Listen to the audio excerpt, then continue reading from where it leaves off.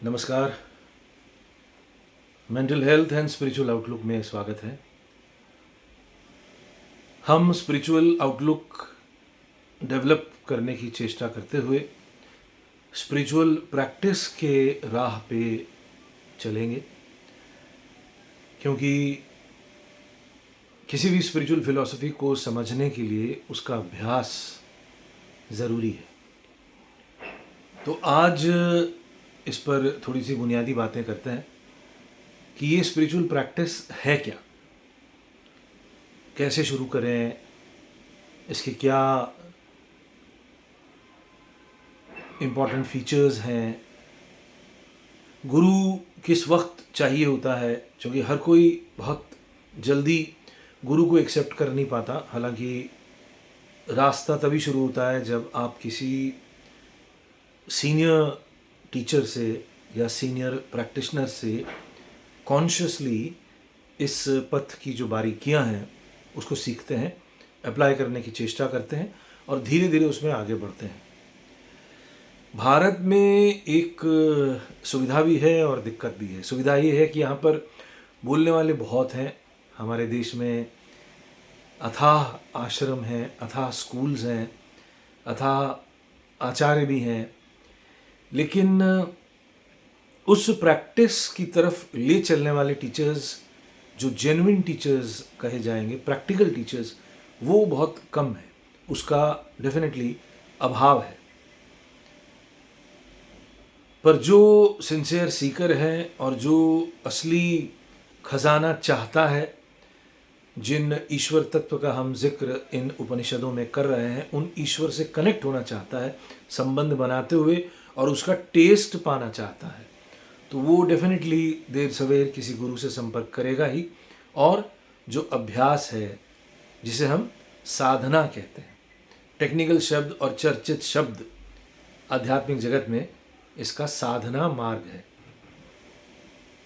तो इसी साधना पर आज कुछ बुनियादी बातें और फिर धीरे धीरे इसी पर कुछ जितना भी संभव है कुछ प्रैक्टिकल टिप्स देना वो करेंगे। हालांकि पूरी बात तो इस तरह के वीडियो लेक्चर्स से दी नहीं जा सकती है, वो वन ऑन वन बेसिस पर ही होता है। खैर, ये जो साधना शब्द है ये क्या है? इसे हम बहुत सिंपल भाषा में कहें तो ये लिंक है। It is a connecting link between the individual and the supreme. जीव और शिव को जोड़ने वाला जो मार्ग है वो साधना का पथ है। जैसे हर सब्जेक्ट में होता है, हम थ्योरी पढ़ते हैं और फिर प्रैक्टिस सीखते हैं, तो इधर भी वैसा ही है। थ्योरी हम सुन ही रहे हैं और वैसे भी भारत में थ्योरी बहुत ज़्यादा है, तो प्रैक्टिस है साधना। अब ओवरऑल जितने भी साधना मार्ग हैं उसका अगर हम सारांश निकालें तो दो ही प्रकार की साधनाएं हैं। पहला जो क्लासिकल तंत्र की साधना है वो एक विशिष्ट साधना है। उसकी अपनी कुछ स्पेशल कॉन्सेप्ट्स हैं, टर्मिनोलॉजीज़ हैं और उसके बारे में कुछ कुछ जानना पड़ता है, जिसे हम कुंडलिनी जागरण की साधना कहते हैं। ये कुछ किताबों में भी मिल जाती है, कुछ वीडियोस हैं यहाँ पे, और बाकायदा कुछ जेन्युइन टीचर्स हैं जो इसे सिखाते हैं। इस पर अभी जिक्र नहीं करूँगा, इसका थोड़ा सा इस पर थोड़ी सी चर्चा अगले कुछ वीडियोस के बाद करूँगा। तो एक स्कूल ये है जिसे तंत्र का स्कूल कहा जाता है, जो कुंडलिनी जगाने की विद्या सिखाती है। तो उसका फंडामेंटल जो ज्ञान पाठ है वो यही है कि हम पोटेंशियल डिवाइन हैं। हम जो मनुष्य हैं, हम सोई हुई दिव्य सत्ता है। हम मानते हैं कि हम दिव्य हैं, लेकिन वो दिव्यता, वो डिविनिटी, वो सोई हुई है और वो बाकायदा कुंडलिनी के फॉर्म में सोई हुई है। ये कुंडलिनी सोई हुई हमारी दिव्य शक्ति है, जो अब चक्रों की बात आती है तो मूलाधार चक्र में मौजूद है। और इसे दीक्षा लेने के बाद, अभिषेक करने के बाद, आप इस सोई हुई कुंडलिनी को इष्ट मंत्र के माध्यम से, साधना के माध्यम से धीरे धीरे ऊपर की ओर ले चलते हैं। ऊर्ध्व गमन जिसे कहते हैं। हमारा शरीर और मन 7 चक्रों से बंधा है। 7 चक्र इसे चलाते हैं: मूलाधार, स्वादिष्टान, मणिपुर, अनाहत, विशुद्ध, आज्ञा और सहस्रार। तो जो शिव का स्थान है वो सहस्रार का स्थान है, और जो जीव का स्थान है फंडामेंटल, वो मूलाधार चक्र में है। तो मूलाधार चक्र से लेकर जो सहस्रार चक्र की यात्रा है अंतर जगत की, यही साधना पथ है तंत्र जगत में। तो ये हुई एक प्रकार की साधना। ये थोड़ी डिफ़िकल्ट साधना है और इसमें मेहनत बहुत ज़्यादा है, लेकिन यही असली साधना है। खैर, दूसरे प्रकार की जो साधना है वो सांख्य साधना कहलाई जा सकती है, जिससे जुड़ी हुई बहुत सारी टर्मिनोलॉजीज़ आज हम बहुत सारे टीचर्स के द्वारा सुनते आए हैं। सेल्फ अवेयरनेस एक शब्द है, सेल्फ ऑब्जर्वेशन एक शब्द है, सेल्फ रिमेम्बरिंग एक शब्द है। ये सांख्य का स्कूल है। इस स्कूल के आज के समय में जो प्रणेता रहे हैं उन्हें हम कुछ नामों के ज़रिए जान सकते हैं। जैसे जे कृष्णमूर्ति एक चर्चित नाम रहे हैं। वेस्ट में गुरजीफ, जॉर्ज गुरजीफ एक बहुत चर्चित नाम रहे हैं, जिन्होंने सेल्फ रिमेम्बरिंग के नाम से इसका प्रचार प्रसार किया और एक बाकायदा स्कूल खड़ा किया, और जहाँ ढेर सारे डिसाइपल्स उनके मार्गदर्शन में ये सेल्फ रिमेम्बरिंग का अभ्यास करते आए। तो इसमें भी बहुत सारी चीज़ें जानने की ज़रूरत नहीं है। ये सिंपल मेथड है, लेकिन इसके रिजल्ट्स बहुत इजीली आते नहीं हैं। इवन जो बुद्ध का सिस्टम, भारत में विपश्यना साधना एक चर्चित साधना रही है और बहुत लोग उसका अभ्यास करते हैं, सीखते हैं। 10 दिन के लिए इगतपुरी आश्रम में जाके 10 दिन का मौन रखते हुए अपने विचारों को वॉच करना, अपने श्वास प्रश्वास को वॉच करना, अपने हर एक्शन को देखना, विपश्य एक स्पेशल तरीके से देखना। हम मैकेनिकली जी रहे हैं, लेकिन इस मैकेनिकल हरकत में, इस मैकेनिकल मूवमेंट में हम हर क्षण के प्रति सजग रहें, सचेत रहें। यही विपश्यना साधना की मौलिक धारणा है। और ऐसा ही सेल्फ अवेयरनेस के साथ भी है, ऐसा ही सेल्फ रिमेम्बरिंग के साथ भी है। तो आज मैं इसी सेल्फ अवेयरनेस या सेल्फ रिमेम्बरिंग के बारे में थोड़ी सी और जानकारी देना चाहूँगा।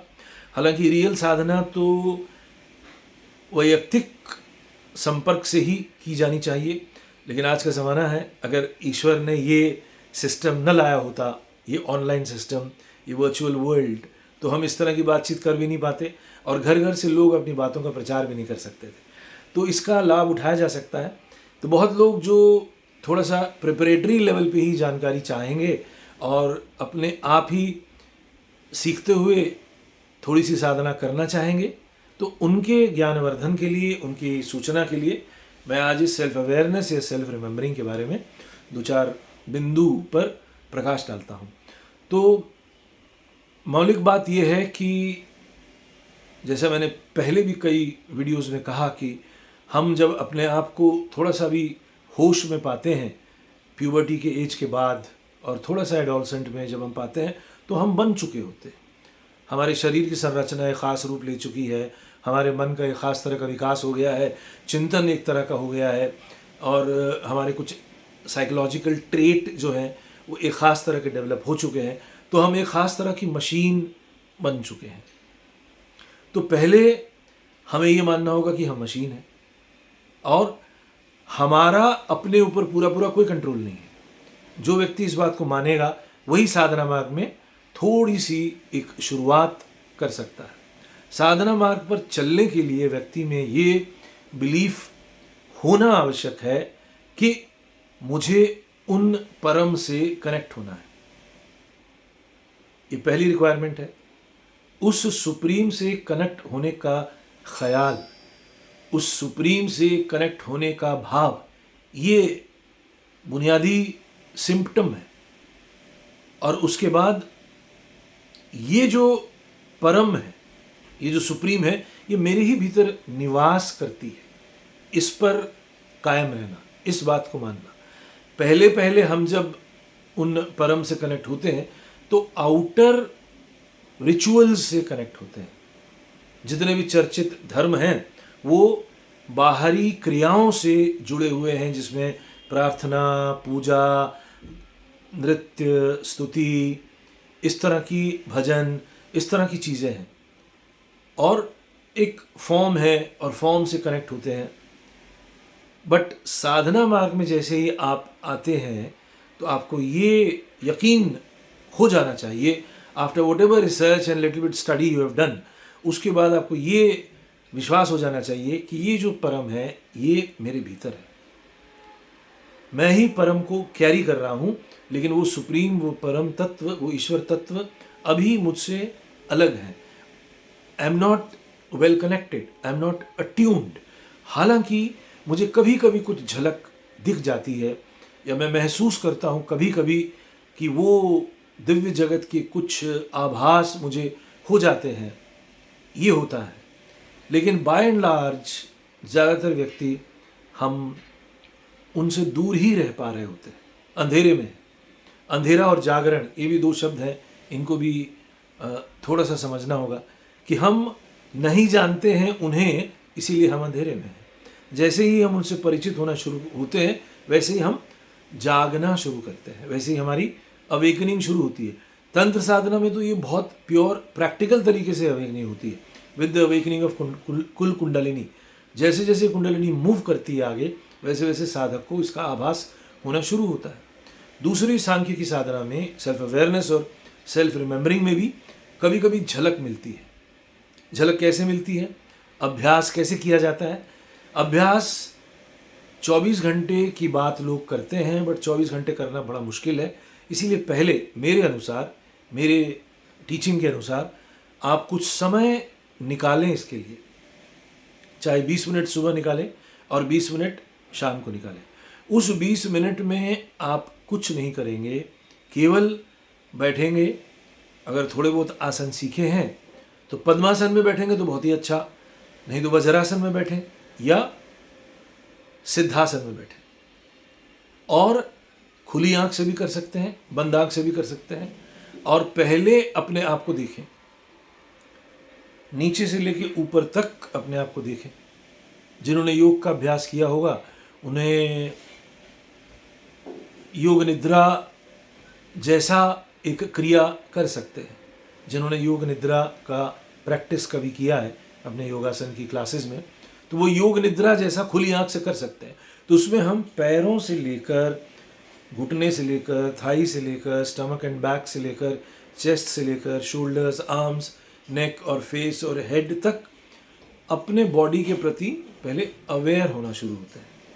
पहले 5 मिनट हम अपनी बॉडी को मन की आंख से देखना शुरू करते हैं। तो देखते रहें इसको, 5 मिनट के लिए ये क्रिया करें बैठे बैठे। खुली आंख से भी कर सकते हैं, बंद आंख से भी कर सकते हैं। फिर इसके बाद शरीर के अंदर के ऑर्गन्स को देखना शुरू करें। ब्लड वेसल्स को देखें, वेन्स को देखें, stomach, kidney, heart, lungs, brain, इन तमाम ऑर्गन्स को देखें बैठे बैठे स्थिर मुद्रा में। बॉडी स्थिर ही रहेगी और आप अपने पहले स्थूल शरीर को देख रहे हैं, फिर अंदर ही मौजूद ऑर्गन्स को देख रहे हैं। उसके बाद तीसरे चरण में आप अपने बॉडी के स्केलेटन को देख सकते हैं, हड्डियों को देख सकते हैं। योग निद्रा में ये क्रिया लेटे लेटे कराई जाती है, लेकिन आप बैठे बैठे भी इसको देख सकते हैं और अपने आप को बैठे हुए, आपका जो हड्डी का ढांचा है वो है, उसको आप देखें। तो इस क्रिया में अभी तक आप 10 मिनट बिता सकते हैं और ये करते करते आप कंप्लीटली रिलैक्स हो गए होंगे, ये मानना पड़ेगा। उसके बाद हम श्वास प्रश्वास पर फोकस करें। शरीर कंटिन्यूसली सांस ले रहा है और छोड़ रहा है, हमें करना नहीं है कुछ, क्योंकि अब हम रिलैक्स हो चुके हैं। बैठे बैठे खुली आंख से ही, हम नाक से ही वॉच करेंगे, शरीर सांस ले रहा है, सांस छोड़ रहा है। और अगर हमारा अवेयरनेस और हमें बढ़ाना है तो हम वो बॉडी का पार्ट जो इस सांस के इनहेलेशन और एक्सहेलेशन से ऊपर नीचे हो रहा है, उधर हम फोकस कर सकते हैं। तो जब हम फोकस करेंगे तो हम पाएंगे कि हमारा एब्डोमेन का एरिया ऐसे थोड़ा फूलता है, थोड़ा सिकुड़ता है। डायफ्राम के पार्ट का हिस्सा ही ऐसे ऊपर जाता है और नीचे जाता है। तो इसको हम देर तक देख सकते हैं। और जब इस पर हम थोड़े से अभ्यस्त हो गए और अगर विचार भी आ रहे हैं तो उन विचारों को भी हम देखना शुरू करें। फोकस बॉडी पे, श्वास प्रश्वास पे और विचारों को देखने का अभ्यास, ये एक बहुत ही छोटी सी सेल्फ अवेयरनेस की प्रैक्टिस है। खुली आंख से भी कर सकते हैं, बंद आंख से भी कर सकते हैं। जितना आप रिलैक्स्ड होके अपने विचारों को आते जाते, और कभी कभी ऐसा होगा कि आपका माइंड डिस्टर्ब्ड है तो आप विचार दिखेंगे नहीं, आपको बातें दिखेंगी। आप किसी न किसी व्यक्ति से बातें कर रहे हैं, क्योंकि दिन भर या हफ्ते भर या महीने भर या सालों साल से हम लोगों से ही बात करते हैं, इंटरेक्ट करते रहते हैं, तो वो बातें मौजूद हैं। आप अगर ध्यान से फोकस करेंगे अपने अंतर जगत की क्रिया पे, तो आप पाएंगे कि आप अक्सर किसी न किसी से बात कर रहे होते हैं। तो बहुत सारे विचार तेज़ी से आएंगे, और वो व्यक्ति जिससे बात कर रहे हैं उसकी भी छवि आपको दिखाई दे सकती है। वो आपकी बीवी हो सकती है, दोस्त हो सकता है, भाई हो सकता है, ऑफिस का व्यक्ति हो सकता है, या आपके रिएक्शंस हो सकते हैं। और व्यक्ति ना भी हो तो आपके रिस्पॉन्सेज हो सकते हैं, रिएक्शंस हो सकते हैं। अखबार में जो आपने पढ़ा जिसकी वजह से आपको गुस्सा आया, तो वो गुस्से की एक धारा आपको दिखाई दे सकती है, और आपका पूरी साधना भंग हो जाएगी और आप इन्वॉल्व हो जाएंगे। जैसे ही आप किसी एक्टिविटी में, वैचारिक एक्टिविटी में इन्वॉल्व हो गए, तो समझ लीजिए कि आपका ये जो साधना थी ये टूट गई। साधना हो रही है, ये किससे पता चलेगा? जब तक आपका एक दृष्टा भाव जगा रहेगा। पहले ये हमें 20 मिनट वाली साधना में अचीव करना है, खुली आंख से अचीव करना है। ये सुबह करें, शाम करें। इसके बहुत सारे लेयर्स हैं, वो वक्त वक्त पर डिस्कस करेंगे, लेकिन स्टार्ट पहले ऐसे करें। जो बिगिनर है और जो अंतर्यात्रा पे विश्वास रख रहा है, वो इस साधना का अभ्यास कर सकता है। स्थिर बैठना है, बंद आँख हो तो अच्छी बात, खुली आँख कोई बात नहीं। बॉडी की अवेयरनेस, बॉडी के अंगों को देखा, बॉडी के भीतर के अंगों को देखा, और श्वास प्रश्वास पे फोकस। और जैसे ही श्वास प्रश्वास पे फोकस किया, विचारों को देखने का एक सिलसिला शुरू हो गया। कभी कभी ऐसा होगा, जैसे आप अगर बस स्टैंड पे खड़े हों या सड़क के किनारे खड़े हैं, तो आपको ट्रैफिक आता जाता दिखना शुरू होता है। तो ये विचारों का ट्रैफिक आपको आता जाता दिखाई देगा। और कभी कभी ऐसा हो सकता है, एकदम शुरुआत में नहीं, आफ्टर 3 months और 6 months ऐसा हो सकता है कि आपको कोई विचार ना आए। बस यही ईश्वरीय क्षण है। कई बार ऐसा होगा कि श्वास प्रश्वास आपकी बहुत गहरी हो जाएगी, इतनी गहरी होगी कि आपने सांस छोड़ा और सांस लेने से पहले एक लंबा गैप आएगा। ये जो गैप आता है, और इस वक्त अगर विचार रुक गए, तो ये अद्भुत क्षण है, यही ईश्वरीय क्षण है। यही वो सन्नाटा है जिसकी खोज मनुष्य जाति की है। यही वो सन्नाटा है, यही वो मोमेंट ऑफ साइलेंस है, नो मोमेंट ऑफ साइलेंस है, जिसे हम ईश्वर कह सकते हैं। तो ईश्वर की अनुभूति जब जब आपको बेसिक सिंपल साधना से मिलेगी, वो सन्नाटे में, साइलेंस में, मन की शून्य अवस्था में मिलेगी। लेकिन शरीर स्थिर होना चाहिए, तभी होगा। हिलता डुलता शरीर कभी भी साइलेंस को अनुभव नहीं कर सकता, क्योंकि जब हिलता डुलता है शरीर, तो श्वास प्रश्वास भी हिलती डुलती है। ये मैं पहले भी कह चुका हूं कि श्वास प्रश्वास उस चैतन्य सत्ता, ईश्वरीय सत्ता, शिव सत्ता के साथ हमारा ब्रिज है। ये ब्रिज अकंप होना चाहिए। हिलता डुलता ब्रिज जो है काम नहीं करेगा। हिलता डुलता ब्रिज होगा ना, तो विचार भी आते रहेंगे और हिलते डुलते रहेंगे। ये अकंप, बिना किसी कंपन का जब श्वास प्रश्वास चलेगा, अगर 5 मिनट के लिए भी चला, बिल्कुल गहरा और डीप, वहाँ पॉसिबिलिटी है समाधि की, वहाँ पॉसिबिलिटी है चेतना के अनुभव की। तो आज मैंने ये साधना के बारे में थोड़ी सी बातें बताई हैं। जो लोग एकदम बिगिनर्स हैं उन्हीं के लिए कह रहा हूँ। जो लोग थोड़े से आगे बढ़े हैं वो दूसरी तरह से, दूसरे प्रकार की साधनाएं हैं जो करें। और चूँकि हम उपनिषदों का अध्ययन कर रहे हैं, इसलिए ये ज़रूरी है कि हमारी साधना भी थोड़ी थोड़ी साथ चलती रहे, तभी हम जो उपनिषद में पढ़ा जा रहा है, बताया जा रहा है, जिसका एक्सप्लेनेशन हो रहा है, उसको हम डाइजेस्ट कर पाएंगे। नहीं तो वो आयाराम गयाराम टाइप्स हो जाएगा और सर के ऊपर जाता जाएगा, और उससे हमारा कोई संबंध नहीं बन पाएगा। तो ये प्रिपरेशन ज़रूरी है। तो जो लोग देख रहे हैं, मेरे साथ संबंधित हैं, इन वीडियोस को वॉच कर रहे हैं, तो उनसे कहूँगा कि साधना का अभ्यास साथ साथ करते रहें।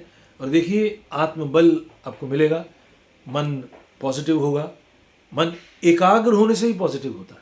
पॉजिटिव मन साइकोलॉजी में 1000 तरह से एक्सप्लेन्ड है, बट वो केवल इंटेलेक्चुअल बातें हैं, वो प्रैक्टिस में नहीं लाया जा सकता। उस पर बहुत बहुत किताबें हैं, लेकिन सिंपल वे है मन का एकाग्रचित्त होना। मन जितना एकाग्रचित्त होगा अपने आप ही पॉजिटिव हो जाएगा। ये रहस्य है मन का। मन जितना डिसइंटीग्रेटेड होगा उसमें अच्छे बातें भी आएंगी, अच्छे विचार भी आएंगी, लेकिन नेगेटिविटी भी आती रहेगी। आप नेगेटिविटी जिसकी ज़रूरत नहीं है वो अगर ज़्यादा हो जाती है तो मन का स्वास्थ्य बिगड़ जाता है, तो दूसरी जो मानसिक परेशानियां हैं वो आपको घेर लेती हैं। तो आज इतना ही।